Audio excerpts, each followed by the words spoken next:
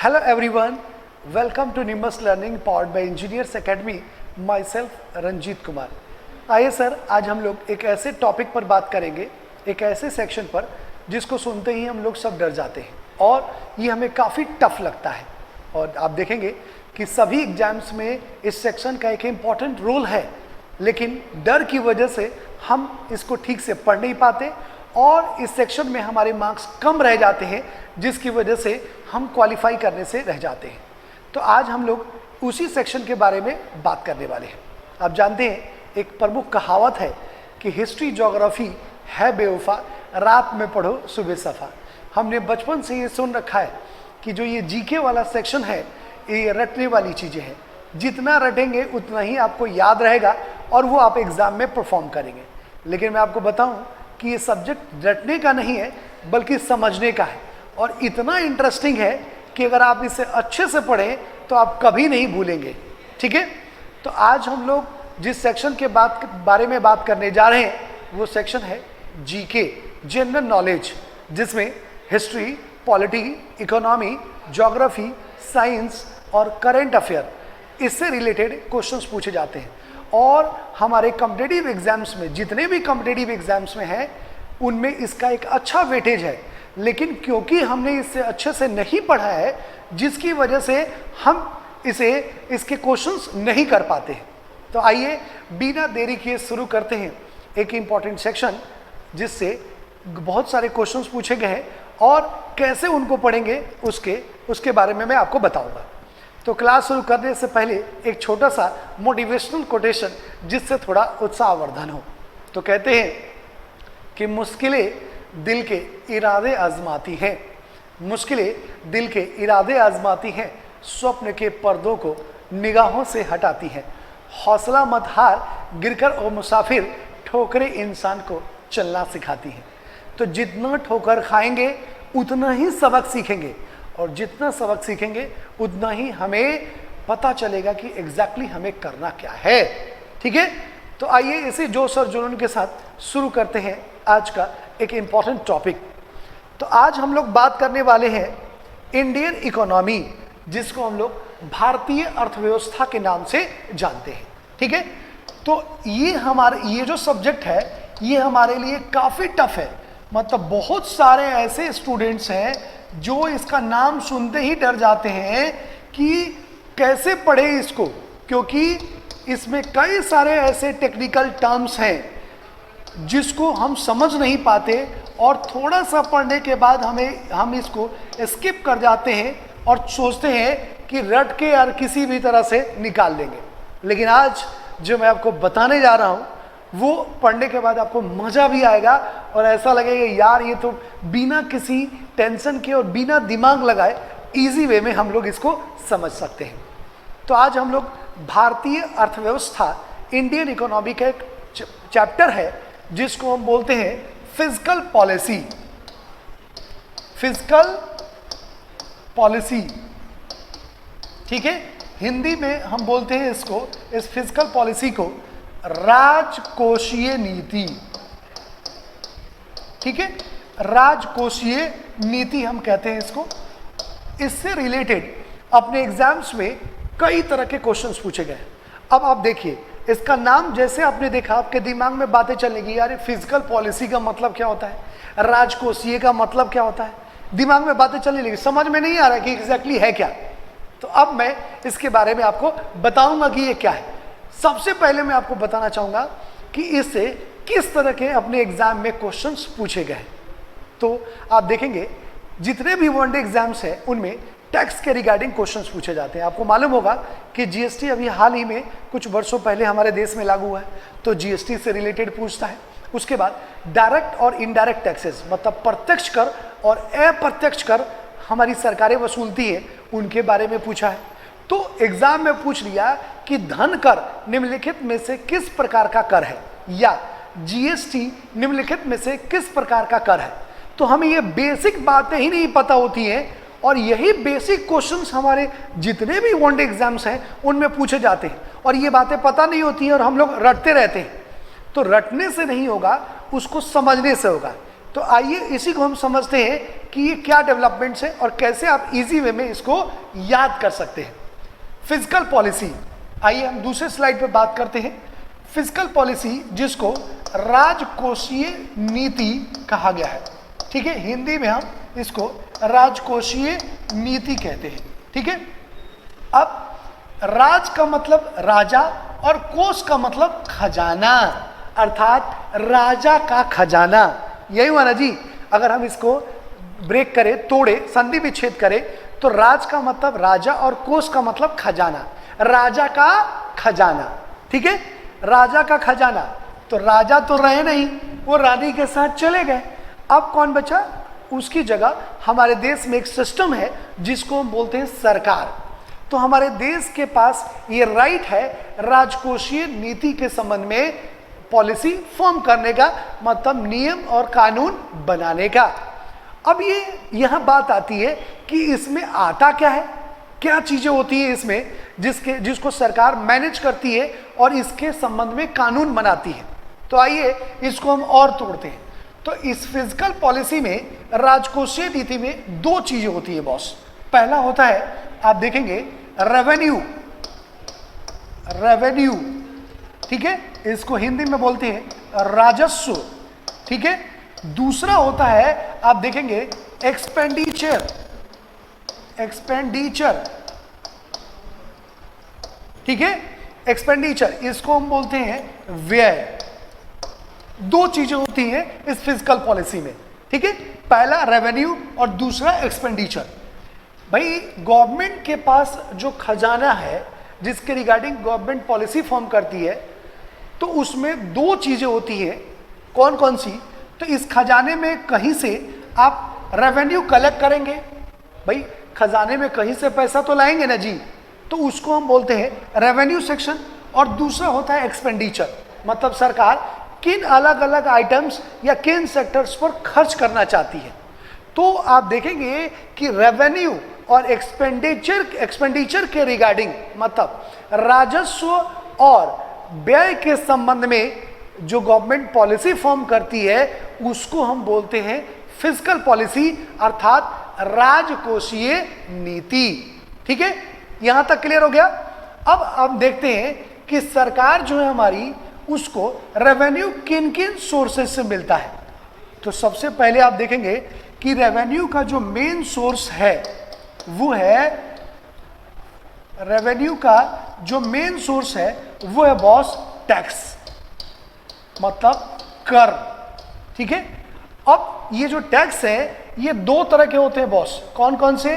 तो एक को बोलते हैं डायरेक्ट टैक्स, ठीक है, और एक को बोलते हैं इनडायरेक्ट टैक्स, इनडायरेक्ट टैक्स। इसको बोलते हैं हम प्रत्यक्ष कर, ठीक है, डायरेक्ट टैक्स को हम बोलते हैं प्रत्यक्ष कर और इनडायरेक्ट टैक्स को हम बोलते हैं अप्रत्यक्ष कर, ठीक है, अप्रत्यक्ष कर। गवर्नमेंट को रेवेन्यू डिफरेंट सोर्सेज से मिलता है, विभिन्न स्रोतों से मिलता है, जिसमें एक महत्वपूर्ण स्रोत है टैक्स, ठीक है। इसके अलावा भी गवर्नमेंट को दूसरे सोर्सेज से मिलता है। आप देखेंगे कि कहीं गवर्नमेंट ने इन्वेस्ट कर रखा है, किसी देश को लोन दे रखा है, वहां से हमें रेवेन्यू आता है, ठीक है। तो लेकिन हमारे देश में रेवेन्यू का जो मेन सोर्स है वो है टैक्स। और हम सभी सिटीजन्स, अपने देश के नागरिक विभिन्न तरह के टैक्सेस देते हैं। अभी जो टैक्सेस हैं अपने देश में वो दो तरह के होते हैं। पहले को बोलते हैं हम डायरेक्ट टैक्स और दूसरे को बोलते हैं इनडायरेक्ट टैक्स। अब यहां बात आती है कि डायरेक्ट और इनडायरेक्ट टैक्स का मतलब क्या है। तो आइए इसको हम लोग समझते हैं। तो टैक्स को बोलते हैं कर, और एक हो गया डायरेक्ट मतलब प्रत्यक्ष कर, और दूसरा हो गया अब अप्रत्यक्ष कर, ठीक है। एक हो गया प्रत्यक्ष कर और दूसरा अप्रत्यक्ष कर। प्रत्यक्ष कर का मतलब क्या है कि ऐसा कर जिसका भार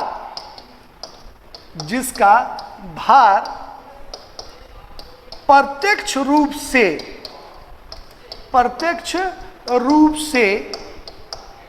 करदाता पर पड़ता हो। ठीक है, इसका सीधे इंग्लिश में हम क्या बोलेंगे, तो इसको बोलेंगे सीधे सीधे दो शब्दों में, directly burden on tax payers. ठीक है, directly burden on tax payers. ठीक है, अब आइए हम इसका एग्जाम्पल देखते हैं। इसका एग्जाम्पल देखते हैं, डायरेक्ट टैक्स के एग्जाम्पल्स क्या है, क्योंकि ये एग्जाम में आप देखेंगे पूछा गया है डायरेक्ट टैक्स का एग्जाम्पल, प्रत्यक्ष कर के उदाहरण क्या है। तो इसके उदाहरण को याद करने के लिए मैंने एक शॉर्ट ट्रिक बनाया है। क्या भाई, तो उसका है wepro.co.in। इसका मतलब क्या है, WE से वेल्थ टैक्स। ठीक है, इसको हिंदी में बोलते हैं धन कर। ठीक है, उसके बाद PRO से प्रॉपर्टी टैक्स, मतलब संपत्ति कर, प्रॉपर्टी टैक्स, इसको हिंदी में बोलते हैं संपत्ति कर। ठीक है, और CO से कॉरपोरेट टैक्स, इसको हम बोलते हैं निगम कर। ठीक है, और IN से हो गया आपका इनकम टैक्स। ठीक है, इसको हम बोलते हैं आयकर। ठीक है, निगम कर, और ये हो गया आपका आयकर। अब एग्जाम में क्वेश्चन पूछा है कि which of the following is a direct tax, इनमें से कौन प्रत्यक्ष कर का उदाहरण है। तो आपको सीधे सीधे इतना याद करने की बजाय ये शॉर्ट ट्रिक्स याद करना है, wepro.co.in, और W से वेल्थ टैक्स, धन कर, कितना धन है आपके पास, P से प्रॉपर्टी टैक्स, जो भी संपत्ति आप खरीद बिक्री करते हैं, मकान दुकान कोई भी चीज, तो उस पर आप टैक्स देते हैं। CO से कॉरपोरेट टैक्स, जितनी हमारे देश में कंपनियां हैं जो चल रही हैं उसके बदले पे करती हैं। और IN से इनकम टैक्स, हम अपनी इनकम का, अगर कोई भी 5 लाख रुपए से ज्यादा अर्न करता है तो उसको अपने इनकम का एक सर्टेन अमाउंट इनकम टैक्स के रूप में देना पड़ता है। These are the example of direct tax. अब आइए इसको समझते हैं कि इसका मतलब क्या है। आइए इसको हम यहां से समझते हैं। तो मैंने अभी आपको बताया कि फिजिकल पॉलिसी का मतलब ये है कि ऐसी पॉलिसी जिसमें गवर्नमेंट रेवेन्यू और एक्सपेंडिचर के संबंध में कानून बनाती है, मतलब कितना आय कहां कहां से बटोरना है और कितना कहां कहां खर्च करना है, इन दोनों के संबंध में जो गवर्नमेंट पॉलिसी फॉर्म करती है उसको हम बोलते हैं क्या, राजकोषीय नीति। अब हम इसमें बात करेंगे कि गवर्नमेंट के वो कौन कौन से सोर्स हैं जिससे वो रेवेन्यू कलेक्ट करती है और फिर वो कहां कहां एक्सपेंडिचर करती है। ठीक है, दोनों बातें हमें समझनी है। तो मैंने अभी आपको बताया कि रेवेन्यू, राजस्व की उगाही का सबसे महत्वपूर्ण स्रोत गवर्नमेंट का जो है वो है टैक्स। हम सभी सिटीजन्स डिफरेंट टाइप के टैक्सेस देते हैं, जिसमें दो महत्वपूर्ण जो टैक्स है ये आता है और इसी के अंदर सारे टैक्स आते हैं। तो पहला टैक्स है डायरेक्ट टैक्स, जिसको हम प्रत्यक्ष कर बोलते हैं, और दूसरा है इनडायरेक्ट टैक्स, जिसको हम अप्रत्यक्ष कर बोलते हैं। अब हम समझ रहे हैं कि डायरेक्ट टैक्स का मतलब क्या होता है, फिर हम इनडायरेक्ट टैक्स पर आएंगे। डायरेक्ट टैक्स में मैंने आपको बताया कि डायरेक्ट टैक्स का मतलब होता है ऐसा टैक्स जिसका बर्डन डायरेक्टली टैक्स पेयर पर पड़ता हो। इसका मतलब क्या है जी, तो मान लीजिए जैसे आप इनकम टैक्स देते हैं, आपने 5 लाख रुपए से ज्यादा की इनकम अर्न की, ठीक है, तो आप इनकम टैक्स के दायरे में आ गए। अब आपको अपनी इनकम का एक सर्टेन अमाउंट 5% सरकार को देना पड़ेगा। तो आप देखेंगे यहां पर दो लोग ही हैं, एक तरफ गवर्नमेंट और आपकी इनकम 5 लाख रुपए से बढ़ी तो उसका एक सर्टेन अमाउंट आपने गवर्नमेंट को पे किया, मतलब आपके और सरकार के बीच में कोई दूसरा नहीं है। तो जो टैक्स लगा वो डायरेक्ट आपके ऊपर बर्डन आया और आपने डायरेक्ट सरकार के खातों में जमा कर दिया। तो यह सरकार और आम आदमी के बीच कोई तीसरा पर्सन नहीं होता है। ऐसे टैक्स को हम क्या कहते हैं, डायरेक्ट टैक्स। ठीक है, तो ऐसे टैक्स के एग्जाम्पल कौन कौन से हैं जिसमें आम आदमी और सरकार के बीच कोई भी नहीं होता। तो ऐसे टैक्सेस के एग्जांपल्स हैं, डायरेक्ट टैक्स के शॉर्ट ट्रिक्स है wipro.co.in। WE से वेल्थ टैक्स, PRO से प्रॉपर्टी टैक्स, CO से कॉर्पोरेट टैक्स और IN से इनकम टैक्स। इसमें जो भी टैक्सेस इन पर लगाए जाते हैं ये डायरेक्टली गवर्नमेंट के अकाउंट में पे करते हैं, इनके बीच कोई थर्ड पार्टी या थर्ड पर्सन नहीं होता है।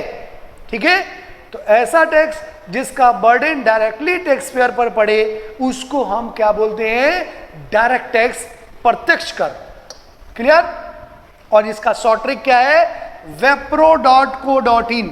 विप्रो कंपनी का नाम आपको ध्यान रखना है, अजीम प्रेम जी वाली, और सीधे सीधे ये wipro.co.in से आप उनमें से छांट सकते हैं कि कौन सा प्रत्यक्ष कर है और कौन प्रत्यक्ष कर नहीं है। ठीक है, ये बात हुई। अब हम बात करते हैं कि टैक्स में जो दूसरा सेक्शन था इनडायरेक्ट टैक्स, उसका मतलब क्या है और उसके एग्जाम्पल्स क्या हैं। ठीक है, दूसरा टैक्स का पार्ट था अप्रत्यक्ष कर। तो आइए देखते हैं इसके, ये क्या है। तो कहता है कि इनडायरेक्टली, शॉर्ट फॉर्म में आपको बता रहा हूं, indirectly burden on tax payers. ठीक है, अप्रत्यक्ष रूप से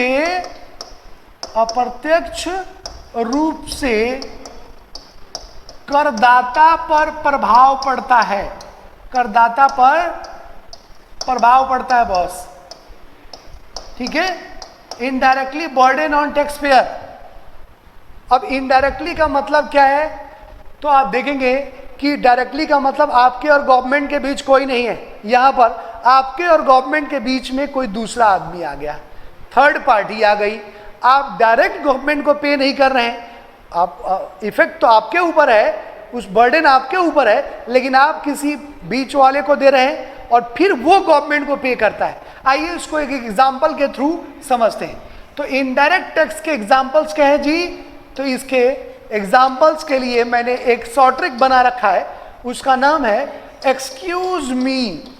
क्या रे, एक्सक्यूज मी।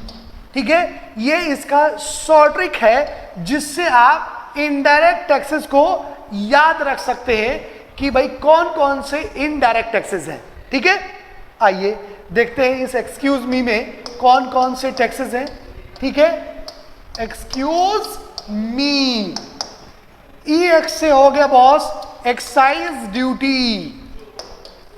ठीक है, एक्साइज ड्यूटी हिंदी में बोलते हैं उत्पाद शुल्क, जो खंभे पर लगता है बॉस। उसके बाद CU, इसको बोलते हैं कस्टम ड्यूटी, इसको हम बोलते हैं हिंदी में सीमा शुल्क। ठीक है, सीमा शुल्क।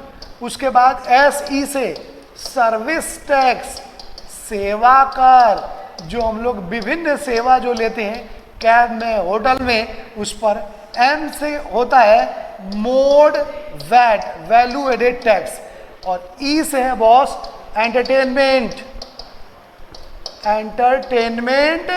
टैक्स, मतलब मनोरंजन कर, मनोरंजन कर। और इसका वैट का मतलब होता है मूल्य वर्धित कर, मूल्य वर्धित कर, मतलब वैल्यू एडेड टैक्स। तो these are the example of indirect taxes.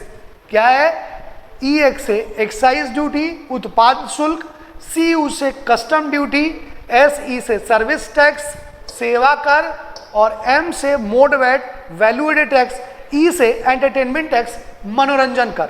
ये सभी के सभी क्या है, इनडायरेक्ट टैक्स है। एक्साइज ड्यूटी, खंबा मतलब शराब, वाइन पर लगता है एक्साइज ड्यूटी। अगर किसी के पास होगा तो एक बार देखना, आप खरीदते हैं, आप देते हैं दुकानदार को, और दुकानदार गवर्नमेंट को पे करता है। मतलब गवर्नमेंट और आम पब्लिक के बीच कोई थर्ड पार्टी है, तो आप जो है वो दुकानदार को पे करते हैं और दुकानदार गवर्नमेंट को पे करता है। Excise duty. सीमा शुल्क, आप किसी भी चीज़ का एक्सपोर्ट इंपोर्ट करते हैं, किसी दूसरे देश से ले जाते हैं, तो आप एक्साइज ड्यूटी पे करते हैं उसको, फिर वो गवर्नमेंट को पे करता है। फिर उसके बाद सर्विस टैक्स, आप कोई भी सेवा लेते हैं, जैसे आप कैब में गए, आप होटल में गए, आप होटल में रहे, रेस्टोरेंट में खाना खाया, तो उसके बदले आप सर्विस टैक्स देते हैं सेवा कर, जो आपने सेवा ली है तो वो आप देते हैं दुकानदार को और उस होटल वाले को, और वो पे करता है गवर्नमेंट को। उसके बाद वैट, वैल्यू एडेड टैक्स, कोई भी सामान हम जब दुकान में खरीदने जाते हैं तो वैट देते थे पहले, अब ये सब मर्ज कर दिया गया जीएसटी में, तो हम वो दुकानदार को पे करते हैं और वो सरकार को पे करता है। और उसके बाद एंटरटेनमेंट टैक्स, मनोरंजन कर, जो हम मनोरंजन करते हैं, थिएटर में मूवी देखने गए या कहीं आराम से चिलम चिली करने गए, तो वहां पर आप देखेंगे मनोरंजन टैक्स देना पड़ता है, वो हम उसको देते हैं और वो फिर गवर्नमेंट को पे करता है। तो ये सारे के सारे जो हैं ये इनडायरेक्ट टैक्सेस, अप्रत्यक्ष कर, जिसका प्रभाव इनडायरेक्टली टैक्स पेयर पर पड़ता है, अर्थात टैक्स पेयर और गवर्नमेंट के बीच एक थर्ड पार्टी होती है, ये उस थर्ड पार्टी को पे करते हैं और फिर वो गवर्नमेंट को पे करता है। ठीक है, तो कई 3-4 क्वेश्चन सिर्फ और सिर्फ यहीं से पूछे जाते हैं कि इनमें से कौन प्रत्यक्ष कर का उदाहरण है, इनमें से कौन अप्रत्यक्ष कर का उदाहरण है। तो ये दोनों बातें आपको ध्यान में रखनी है। ये तो बात हो गई बॉस टैक्स की। ठीक है, अब हम लोग बात करते हैं कि इससे, इन सारी चीजों से गवर्नमेंट को टैक्स आता है, कर मतलब रेवेन्यू कलेक्ट होता है। गवर्नमेंट एक्सपेंडिचर किन किन मोड्स पे करती है, तो गवर्नमेंट जो है नॉर्मली 2 सेक्टर्स पर एक्सपेंडिचर करती है। एक को बोलते हैं हम प्लान्ड एक्सपेंडिचर, प्लान्ड एक्सपेंडिचर, ठीक है, और दूसरे को बोलते हैं नॉन प्लान्ड एक्सपेंडिचर। ठीक है, नॉन प्लान्ड एक्सपेंडिचर, गैर आयोजित व्यय, इसको हम बोलते हैं नॉन प्लान्ड एक्सपेंडिचर को, और प्लान्ड एक्सपेंडिचर को हम बोलते हैं आयोजित व्यय या नियोजित व्यय। ठीक है, इसका मतलब क्या होता है, आइए हम इसको एक साफ स्लाइड में देखते हैं कि इसका मतलब क्या है। मैंने बताया कि गवर्नमेंट जो एक्सपेंडिचर करती है उसको हम 2 अलग यूनिट में बांटते हैं। व्यय, इस व्यय को कौन कौन से, तो पहला व्यय है, इसको हम बोलते हैं प्लान्ड एक्सपेंडिचर। ठीक है, मतलब नियोजित व्यय। ठीक है, और दूसरा है गैर नियोजित व्यय, नॉन प्लान्ड एक्सपेंडिचर। ठीक है, नॉन प्लान्ड एक्सपेंडिचर। ठीक है, इसको हम बोलते हैं गैर आयोजित व्यय। अब आइए इनको हम समझते हैं कि ये होता क्या है। अब देखिए टर्म्स कितने टफ है, समझ में नहीं आएगा कि इसमें होता क्या है, लेकिन जब हम इनको समझेंगे तो ये बात हमें समझ में आएगी कि एग्जैक्टली इसका मतलब क्या है। नियोजित का मतलब, अंग्रेजी में आप वर्ड ज़्यादा समझ पाएंगे, प्लान्ड, मतलब प्लान्ड है कि क्या क्या कर रहा है। तो आप देखेंगे जैसे मान लीजिए एग्रीकल्चर, कृषि, ठीक है, कृषि पर। दूसरा इंडस्ट्रीज, मतलब उद्योग, ठीक है, उद्योग पर। फिर उसके बाद आप देखेंगे डिफेंस,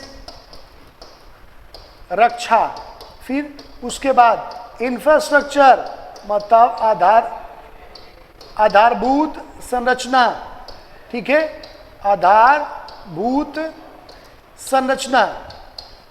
देखिए गवर्नमेंट, आपको मालूम है कि एवरी ईयर बजट बनाती है, और बजट में क्या होता है कि सरकार उस साल के फाइनेंशियल ईयर में क्या क्या खर्चा करना है, इसके रिगार्डिंग वो एक्सपेंडिचर का प्लान करती है।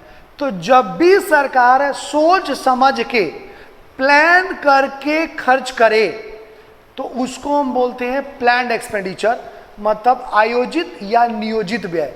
जैसे देश में आप जानते हैं कि 60% के करीब में लोग एग्रीकल्चर पर डिपेंड है और उनकी इनकम बढ़ानी है, तो सरकार ने प्लान करके एग्रीकल्चर सेक्टर पर खर्च किया।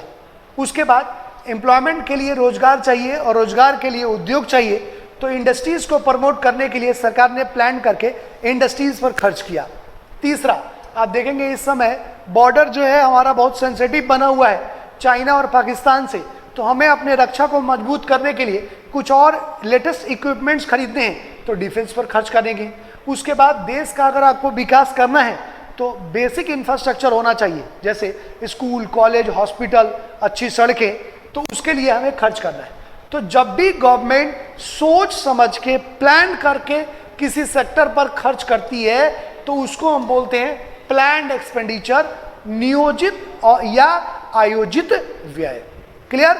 तो ये जो भी पॉइंट्स लिखे हैं ये सारे के सारे प्लान्ड एक्सपेंडिचर के अंतर्गत आते हैं, जिस पर गवर्नमेंट एवरी ईयर एक्सपेंडिचर करती है, एक्सपेंसेस करती है। क्लियर? एक बात। दूसरा, नॉन प्लान्ड एक्सपेंडिचर। अब इसका मतलब क्या है जी? ये कह रहा है गैर आयोजित व्यय, मतलब जिस पर गवर्नमेंट प्लान नहीं करती है लेकिन फिर भी खर्च करना पड़ता है। आइए देखते हैं। सबसे पहले आप देखेंगे इसमें आएगा नेचुरल डिजास्टर, मतलब प्राकृतिक आपदा। आप देखेंगे ये नॉन प्लान्ड एक्सपेंडिचर की कैटेगरी में आता है। दूसरा, सब्सिडी, मतलब अनुदान। ठीक है, अनुदान। देखिए नॉन प्लान एक्सपेंडिचर में इसको समझिएगा, गैर आयोजित व्यय या गैर नियोजित व्यय, मतलब सरकार का कोई प्लान नहीं है लेकिन फिर भी एक्सपेंडिचर करना पड़ा। क्यों जी? तो आप देखेंगे, मान लीजिए नेचुरल डिजास्टर अगर कोई आता है तो क्या वो बता के थोड़ी आता है? नहीं, हमें पता ही नहीं है कि कब सुनामी आ जाएगा, कब भूकंप आ जाएगा और क्या हो जाएगा। तो जब भी कोई नेचुरल डिजास्टर आता है तो उस कंडीशन में उसके आने के बाद कितना ज़्यादा नुकसान होगा ये गवर्नमेंट को किसी को भी नहीं पता। तो जितना नुकसान होता है गवर्नमेंट उसके अकॉर्डिंग उस पर खर्च करती है, उससे बाहर निकलने के लिए और उसको पूरा करने के लिए। ठीक है, तो प्लान नहीं है, नॉन प्लान एक्सपेंडिचर की कैटेगरी में आएगा। दूसरा, सब्सिडी। सरकार कई सारे प्रोडक्ट पर सब्सिडी देती है, जैसे एग्जाम्पल पेट्रोलियम प्रोडक्ट्स जो हम लोग इंपोर्ट करते हैं, पेट्रोल डीजल है, या आप देख सकते हैं नेचुरल गैस जो है, जो रसोई गैस है, इस पर गवर्नमेंट सब्सिडी देती है और हमारी सरकार का एक मोटा अमाउंट इस सब्सिडी पर जाता है, जिससे हमारे देश का रेवेन्यू सरकार को सब्सिडी देने में ही चला जाता है। अब सब्सिडी क्यों जी नॉन प्लान्ड एक्सपेंडिचर में है? तो मैंने अभी आपको बताया कि जो पेट्रोलियम प्रोडक्ट है उस पर हम लोग निर्भर हैं दूसरे देशों पर। अब मान लीजिए कि इंटरनेशनल मार्केट में अगर क्रूड ऑयल या कच्चे तेल की कीमत बढ़ी तो ऑब्वियसली यहाँ भी कीमत बढ़ेगी। जब अपने देश में कीमत बढ़ेगी तो लोगों के ऊपर बर्डन ज़्यादा आएगा, महंगाई हो जाएगी। तो उस कंडीशन में गवर्नमेंट उसको कंट्रोल करने के लिए क्या करती है कि जितना बड़ा है उसका एक सर्टेन अमाउंट अनुदान के रूप में देखे और उसकी प्राइस कीमत को नियंत्रित रखती है ताकि आम आदमी पर उसका कोई प्रभाव नहीं बढ़े। ठीक है, जैसे एग्जांपल बता रहा हूँ, मान लीजिए एग्जांपल के तौर पर कि इंटरनेशनल मार्केट में मान लीजिए 85 रुपया तेल है, पेट्रोल है। ठीक है, एग्जांपल बता रहा हूँ मैं। तो मान लीजिए यहाँ प्रॉफिट जोड़ के और ये मान लीजिए 100 रुपये में बेच रहे हैं। उस कंडीशन में आप देखेंगे कि मान लीजिए 100 रुपये में अगर पेट्रोल बिकता है तो बहुत ज़्यादा महंगा हो जाएगा लोगों के ऊपर, उनकी जो बचत है वो बहुत कम हो जाएगी। तो उस कंडीशन में महंगाई को कम करने के लिए या तो सरकार जो इस पर टैक्सेस लगाई हुई है उसको कम करेगी, या इसमें ये पेट्रोल है इसकी खरीद पर सब्सिडी देगी ताकि कम पैसे में इसकी खरीद हो और फिर टैक्स लगाने के बाद भी प्राइस इसकी कम रहे। तो ये नॉन प्लान्ड एक्सपेंडिचर में आता है क्योंकि ये पता नहीं है कि इंटरनेशनल मार्केट में तेल की कीमत कब ज़्यादा होगी कब कम होगी। भाई उत्पादन अगर ज़्यादा हो गया तो रेट कम होगी, उत्पादन कम होगा और मांग ज़्यादा है तो ऑब्वियसली उसकी रेट बढ़ेगी। तो वो निश्चित नहीं होता है कि कब उसकी प्राइस घटेगी बढ़ेगी। जब जैसी सिचुएशन होती है उसके अकॉर्डिंग सरकार उस पर सब्सिडी देके और उसकी कीमत को, उसकी प्राइस को कंट्रोल करती है। समझ में आई बात? तो ये अपने फिजिकल पॉलिसी के कुछ इंपॉर्टेंट पार्ट रहे जो मैंने आपको यहाँ बताया। ऐसे ही बहुत इंटरेस्टिंग वे में इसके दूसरे पार्ट्स भी हैं जिसको हम पढ़ सकते हैं, जैसे मॉनेटरी पॉलिसी है, मौद्रिक नीति, जिसमें हर एग्जाम में bank rate, repo rate, reverse repo rate और SLR पूछता है, जिसको हम लोग समझ नहीं पाए, पढ़ने की कोशिश करते लेकिन समझ में नहीं आता।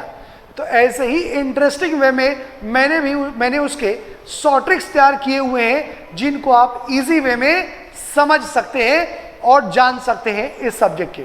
ठीक है, तो ऐसे ही GS के डिफरेंट जो सब्जेक्ट्स हैं इनके मॉडल्स हमने बना रखे हैं बहुत ही इंटरेस्टिंग वे में, और अगर आप उनको पढ़ेंगे तो आपको बिल्कुल भी बोझिल नहीं लगेगा, बहुत इंजॉय करेंगे इन सभी सब्जेक्ट्स में, और एग्जाम से रिलेटेड जो क्वेश्चंस होंगे वो भी आप करने की स्थिति में होंगे। तो निम्बस पर SSC और जितने भी डिफरेंट एग्जाम्स हैं उससे रिलेटेड हमने अलग अलग तरह के आप देखेंगे वीडियोस बना रखे हैं इन सभी सब्जेक्ट्स के। अगर आप इसे सब्सक्राइब करना चाहते हैं तो आप निम्बस ऐप पे जाके और कॉल कर सकते हैं, या निम्बस का एक हेल्पलाइन नंबर है उस पर कॉल कर सकते हैं और आप निम्बस ये जो भी पैकेज है इसको सब्सक्राइब कर सकते हैं। ठीक है, निम्बस लर्निंग पर चल रहे किसी भी कोर्स से संबंधित अगर आप कोई इन्फॉर्मेशन लेना चाहते हैं तो हमारे कॉन्टैक्ट नंबर 7374000888 पर कॉल कर सकते हैं। ठीक है, ये हमारा ऑल इंडिया कॉन्टैक्ट नंबर है। इससे इस निम्बस लर्निंग पर चल रहे सभी कोर्सेज के बारे में आपको इन्फॉर्मेशन मिल जाएगी। इसके अलावा GK से रिलेटेड हमने एक मॉड्यूल बना रखा है, अगर उस मॉड्यूल को आप लेना चाहते हैं उसके रिगार्डिंग भी इंफॉर्मेशन आप ले सकते हैं। इसके साथ साथ अगर मान लीजिए कोई मॉड्यूल नहीं लेना चाहता है, वो चाहता है कि मैं सेक्शन वाइज कई सारे मेरे तैयार हैं, मैं कुछ ही पार्ट्स को या कुछ ही सब्जेक्ट्स को पढ़ना चाहता हूं, तो उसके लिए भी हमने अलग अलग सेक्शन वाइज बना रखे हैं। तो अगर आप इंटरेस्टेड हैं, आपको अच्छा लगता है और आप इजी वे में इन सब्जेक्ट्स को समझना चाहते हैं बहुत ही मज़ेदार तरीके से, तो you can call on this number 7374000888। ठीक है, तो keep watching, keep learning and always be a smile. Thank you very much. If you really like the video, please hit the like button, share the video, subscribe to our YouTube channel and press the bell icon for the latest updates. Thank you.